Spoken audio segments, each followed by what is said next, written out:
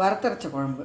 அதுக்கு முருங்கைக்காய், வெள்ளை பூசணிக்காய், மஞ்சள் பூசணிக்காய், கேரட்டு, வெங்காயம், எந்த காய் வேணால் சேர்த்துக்கலாம். இதை உப்பு மஞ்சப்பொடி சேர்த்து புளி தண்ணி விட்டு கொதிக்க விட்டுருக்கேன்.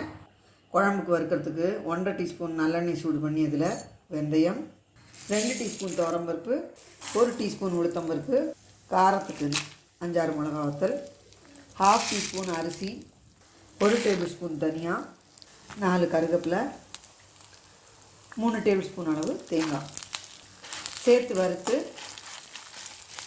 சூடு ஆறினதும் மிக்சியில் சேர்த்து கொஞ்சமாக தண்ணி விட்டு பேஸ்ட்டாக அரைச்சி எடுத்து கரகரப்பான பேஸ்ட்டாக அரைச்சி எடுத்து பச்சைப்புளி வாசனை போக கொதிச்ச இந்த காய் கூட சேர்த்து